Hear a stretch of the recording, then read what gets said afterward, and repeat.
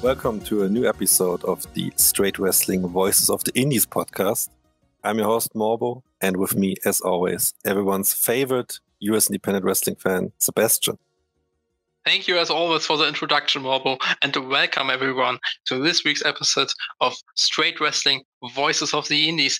And our guest today is the winner of the 2023 Action Future Showcase Tournament. She has been one of the breakout stars of 2023, appearing for many different promotions like Black Label Pro, like Action Wrestling, like Scenic City Invitational, like Revolver, like Beyond, and many, many more. We are really happy to have her as our guest today, and therefore thank you for taking the time to be our guest today, and welcome Rachel Armstrong. Range, thank you. So, Rachel, for the people who don't know who you are, who is Rachel Armstrong? Rachel Armstrong, she's a professional wrestler out here trying to make it. Shooting for the stars, hoping to make some big things happen here in the future. Can you tell us about how did you get into wrestling as a fan, as a wrestler, and also what fascinates you about wrestling? Yeah, so when I was entering the 5th grade and I found wrestling on YouTube. And I didn't really know what it was at first. And I just kept getting more matches on my YouTube recommended. So I just kept finding more and more. And then I found out that it was on TV, and I was like, started watching that like every single week and looking forward to that. And then I found out that there were girls that did it too. And I wanted to try it because I knew I was athletic, so I just had to give it a go. But I thought it was just super cool what they were doing. And so, yeah, I just started training when I moved to college. See if I was going to like it or not. And we liked it. So here we are, trying to make it happen. Wrestlings are special. Like, just the theatrics that go into it, the athleticism and the sports aspect of it is super interesting too, and it's something just so unique from like anything else, I think, because it's just unique and it's different, and I just love how special the fans of wrestling are compared to fans of different sports. It's such a different like atmosphere, I guess, seeing it from both ends. So that's really cool. As someone from Indianapolis, how would you describe the wrestling scene in Indianapolis region, in the state of Indiana, or even in the Midwest region in general? I'd say Indiana it's got some cool wrestling going on. The Midwest, I think, is very, very like saturated with wrestling, and it's really cool to have so many promotions to be able to wrestle for, and different people that they bring in, that you can wrestle all different kinds of people and meet different people and fans and connect with people in that way. And wrestling's just in such a cool spot. Like, just from like starting wrestling, I guess I didn't really know there was so much wrestling out there until I kind of got started. And it's cool to know that there's so much wrestling to watch and enjoy and be a part of. That's not just, the big leagues and things that people might not, even really know are out there. Can you tell us which promotions are the most important ones in the region in general, but also for you personally? I gotta give a shout out to Black Label Pro. They were one of the first ones to really give me a chance in the Midwest, and that kind of snowballed into a lot of other opportunities for me. And yeah, I'll always be grateful for Black Label, and big shout out to Mikey because he really threw out a chance on me and let me do my thing. But all promotions are special. They're all a place to grow, a place to connect with people, a place to learn and have fun and just enjoy yourself and get away from real life. So I can't pick anyone in specific because they're all great opportunities and an opportunity to have fun for me. On an episode of the Hot Take Hooligans Wrestling podcast, you talked about your athletic background in basketball, volleyball, golf, as well as running track and cross country. In which way did this influence you while learning how to wrestle, and how did it maybe even influence your style of wrestling? Yeah, I was super athletic in high school just because I don't know why I was so athletic. I just got started in it, and there was one year in high school I was doing 5 varsity sports on top of all my classes. I don't know how I did that looking back, but finding wrestling and already having the athletic background, I think that like motivated me more because on all my games and my like meets and stuff, I would always be like, okay, like I have to do good because this is gonna prepare me for wrestling. Because I always knew that once I was done with high school, I wanted to start wrestling. And I guess when I started wrestling, it was, I think, being from the very athletic background, it really helped me in the ring more so because my footwork was already kind of there because I had so much, training and previous exposure to just, I guess, footwork drills and knowing your positioning on the court or like, the preciseness you need for your steps in between, like when you run and everything. So I guess that really helped me coming into wrestling and, being in shape and, prepared for all the cardio and the drills. And I think that influenced my style because I would say I have, it's actually surprising because I would say I have more of a high flying background, but I didn't do any kind of like cheerleading or gymnastics or anything. So that kind of caught me off guard too, that I would end up doing backflips and 450s and stuff. But I guess you never know. But yeah, I think coming from athletic background definitely gave me an upper hand in starting out. You get announced with "You wish upon a shooting star" and your nickname is Miss 450. Can you tell us where these two things came from or what their origin story is? Yeah, I did. I came up with "Your wish upon a shooting star" just because I think shooting stars are just so magical, and I just love stars in general just because of the way they are. They shine, and I just want to be someone's positivity at the end of the day. They're, you see a shooting star every so often and you wish upon the good things that you want and stuff. And I just want to inspire people and make people happy. And I just want to be that smiley face that, like, they come home from work and they want to go to a wrestling show and here I am on that show or something. I want to be the reason they smile and have a good time and, like, they look forward to the weekend or something to go to a show. So that was kind of my inspo for that. I just think it's really cool to see people smile and have a good time. Miss 450 kind of came about from the Revolver Grand Prix because I was the only one on that car doing a 450.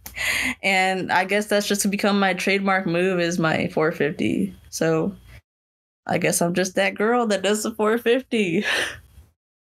You have been active since 2021, but I feel like 2023 has been your big breakout year. The first time I personally saw you wrestle was as a part of a Black Label Pro Observe This Brother, where you were part of a 36-person Rumble match. And from there on, I saw you wrestle regularly on every Black Label Pro show. You already referred to them, you already mentioned them. Would you describe Black Label Pro as your home promotion or one of your home promotions? And how would you describe the promotion to our viewers who haven't heard about Black Label Pro before?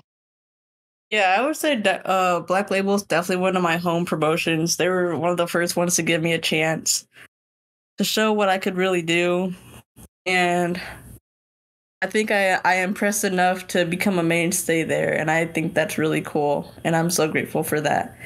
And I would say that Black Label just has such a cool fan base in itself, just because, like, they're just so invested, and it's like they all get personalized with the wrestlers, and that's really cool, is to have those, like, mainstay fans that are always in your corner and they follow your career. Like, it's special.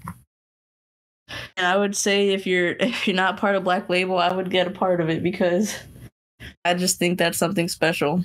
The crowd, the wrestlers, the fans, the atmosphere, it's the whole package, I would say. You never know what you're going to see at a Black Label show. That's for certain.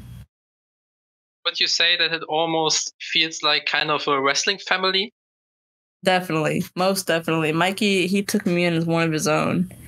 and it's really special to make that kind of an impression on somebody, because I mean, not that I'm like a minor or anything, that I need people looking after me the way that certain people do, but it's very special to have that kind of a connection with a promoter, because you know that no matter where you go, no matter what you do, you have someone in your corner, and you have someone believing in you and helping you through and giving you advice. And I've met so many people through Black Label that are those kind of people to me, that will see on a different show, and it's such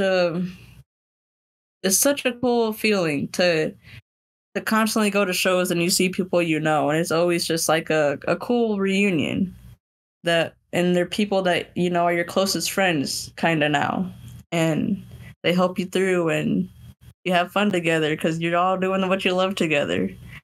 So yeah, I'd say it's really cool to have that kind of connection with Black Label. Also in Black Label, you had a match on June 3rd of last year of 2023 as a part of Fancy Wrestling 2 against Miyu Yamashita. Would you say that this was your biggest match at this time of your career, and that it maybe also got more eyes on you, and maybe was also start of things to come during the rest of 2023? Yes, that match was so huge for me. I remember Mikey, he showed me the flyer of her like debuting for Black Label, and I was like, oh snap, that is so cool, because she was already doing her thing and she was already super top notch and up there around the indies, doing the tours and all that around the world. And I was like, wow, that's really cool that she gets to, I get to meet her at Black Label. And Mikey goes, yeah, that's your opponent. And I was like, what? No way. That's crazy. But it was definitely a very good learning moment for me. And it was a very good, bar, a standard bar for me to see where I was at. Because at the time I'm still very new as it is. But for me to be able to go out and have that kind of a match with her, it was a very defining moment for me to build my confidence that I can, hang with that quality of wrestler, and to be able to go out there and perform when the language barrier is not all the way there. So it was nerve-wracking to me, but it was a very good learning moment and a good moment for me to see where I was at, in my career. And I would definitely say that after that, I definitely started taking off more. Because I think not only did I prove to myself that I was capable of having those kind of matches, but that was really my first kind of opportunity to really show what I could go out there and do. And I think that was definitely a huge step in the right direction for the rest of my year. Thinking of taking off more, in July of 2023, you won the Action Future Showcase tournament as a part of the Scenic City Invitational weekend. How important was this, maybe as a kind of milestone for your wrestling career, but also personally? And how was your whole experience of the SCI weekend, including taking part in the Six-Way Scramble on day 2 of SCI? Oh my goodness. So SCI, I think that's still my favorite moment in my career so far. And I think I'll never forget that in my heart and just in my career in general, because that was so huge for me. That was such a cool moment for me. And I thank Matt and Scott tremendously for even letting me be a part of that, because that was kind of a really big break for me too. Because at the time I wasn't traveling as much, I would say. But I would say after that, I definitely got some more attention to my name. And it was really cool to be able to mix it up.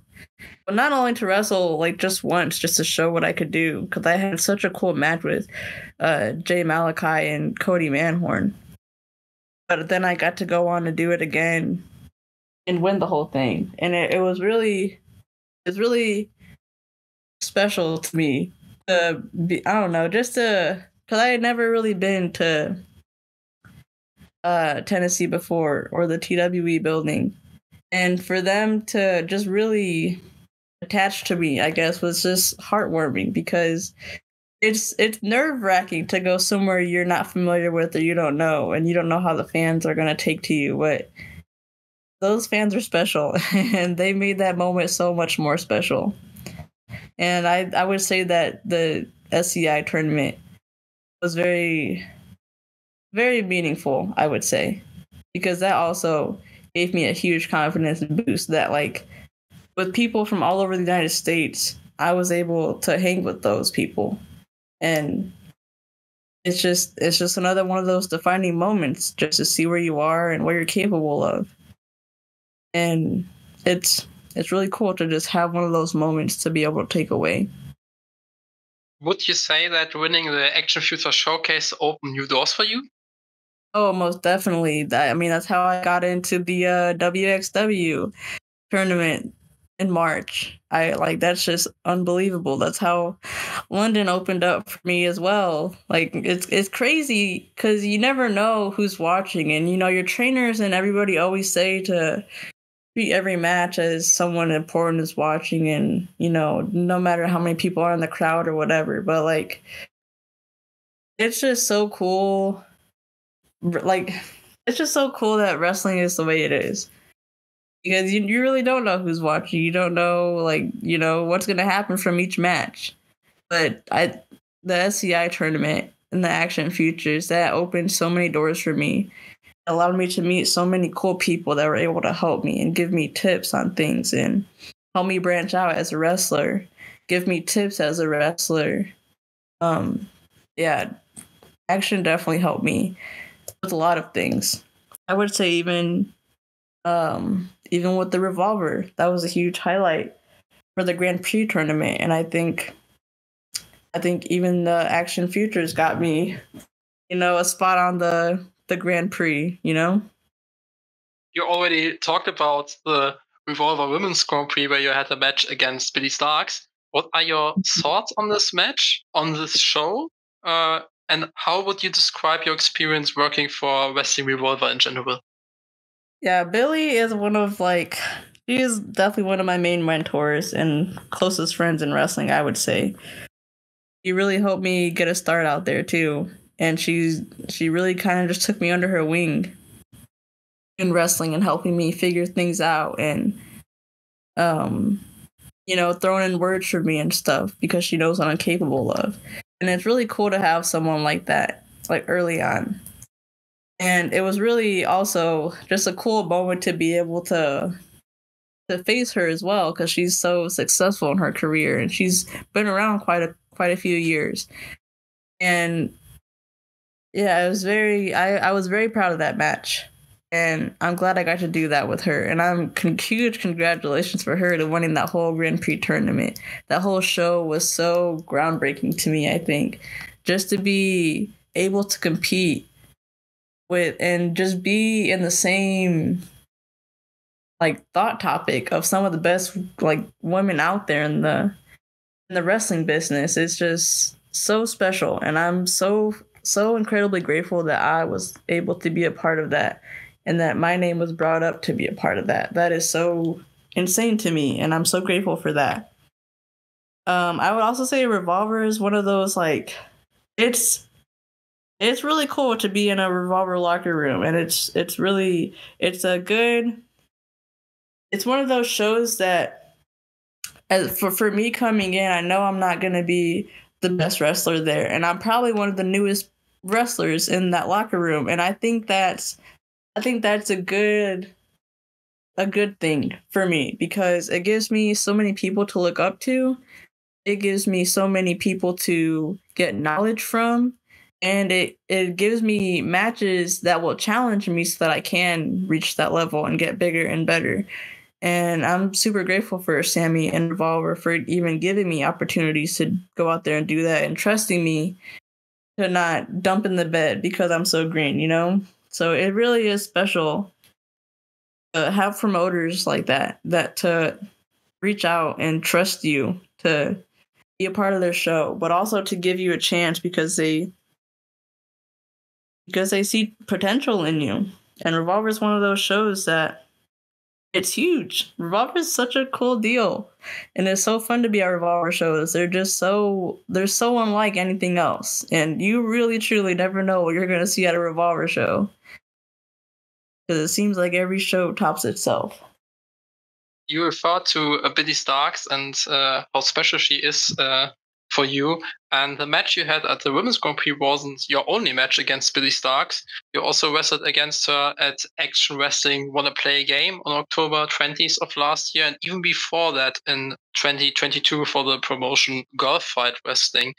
Maybe going more into detail, following up what you just said, what makes her so special as an opponent, and maybe what also makes the matches with her so special?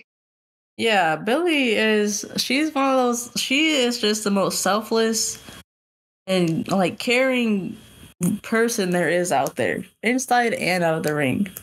And you really don't come across many like genuine people like that, because a lot of people want to gatekeep things or like keep things to themselves, or not, want to help one another because they want the opportunity for themselves. And Billie is not like that at all. Like every question I have, everything I would possibly need help with, she's there for me. She watches all my matches and gives me critiques and feedback for me to get better. It's hard because she's moved and everything now, but I wish we had more time to train with one another and everything. But she's one of those people that are just so genuine and nice and loving and helpful to everybody, literally everybody. And she has such a personality and character to just want to be around and hang out with. But I would say our matches are so special because she's one of those girls that are just like the bar that you want to reach, Billie is something special in that ring, and I aspire to be something like that when I get more experience under my belt. And wrestling Billie is always a good measuring stick for me to see how I've improved from the last time and how I can get better. And she always pushes me to my limit when she knows what I'm capable of, and she'll make sure I'm capable of what I'm doing. So it's really awesome to face Billie and to be able to go out there and have really extreme matches and just have fun with each other. We talked about SCI and we talked about the Women's Grand Prix, but you also appeared in the first round of the TurboGrafx 24 from Black Label, where you had a match against Xia Brookside on September 23rd of last year. Would you say that wrestling in tournaments or being a part of a tournament is something you especially enjoy? I think so, yeah. I think it's really fun to be able to have the opportunity to face so many different people. And I think tournaments are such a cool way to bring so many different kinds of wrestlers together that you wouldn't think you'd ever be competing with or anything. And I think tournaments are really cool. I'm always one for a tournament spot, and just even scrambles are so much fun too, just because you have so many different people to just go in there and with and be able to come up with new things to do with each other. We talked about how you've been establishing yourself in the independent wrestling world in 2023, and definitely an established promotion as Beyond Wrestling. And you had your debut there as well last year. You faced Paris Van Dale at the Wrestling Open number 103 on December 21st of last year. Was this a goal of yours to get to Beyond Wrestling or to promotions in New England in general? And how was the experience for you? Yes, it was. I would love to wrestle on the East Coast way more. And it was I wanted to wrestle for the Wrestling Open for quite a while before that, and we couldn't get it to work out for a little while. And we finally got it settled down and official. Yeah, I drove out there with a friend. It was about a 16-hour drive, but it was well worth it to me because the fans at the White Eagle they're so involved, and they just really want to go out there and see wrestling. And it's really cool to have matches that the fans are so involved and so into it and behind you and loud. It's a feeling that it's hard to describe. But yes, I would love to go back to Beyond, make some more appearances out there, and definitely more on the East Coast as well. Before Bobo will talk to you about what's next for you, 2023 was a year of a lot of debuts for you, and your 2024 started in the same fashion. On January 21st, you had your Deadlock Pro Wrestling debut against Nicole Matthews as a part of the show DPW You Already Know. What are your thoughts on debuting for DPW and also the match in particular? Yeah, I wanted to wrestle for Deadlock for quite a while, and I was actually really surprised they reached out to me just because it's such a well sought out company that everybody wants to work for. And not everyone gets a response back, or not everyone gets an opportunity to go wrestle for that crowd. And I'm so honored that I'm so honored that people see my work and see what I'm doing, and they give me chances to be on their shows, especially like big shows like that. And it was my first time in North Carolina as well, which was really fun. That crowd was insane. I faced Nicole Matthews. That was my first time meeting her, but I've heard about her. I've seen her all over the internet, and I thought that was really cool that I got to face with her because she is one of those girls that just incredible, absolutely just incredible in the ring, and such a genuine person, behind the scenes. And it's fun. It's not only fun, but it's also just it's so surreal sometimes just to meet people that you look up to, and it's really cool to be able to meet those people that can help you and help you take steps in the right direction. And I would love to face Nicole Matthews again, anywhere, and under any situation. She's just such a phenomenal worker. You were the first competitor who was announced for We Love Wrestling Wildcard Edition as a part of this year's 16-karat Gold Weekend on March the 9th. What are your thoughts on this, and what are your goals for your trip to Germany? I'm so very fortunate that I get to go to Germany. I actually went to Germany back in 2021.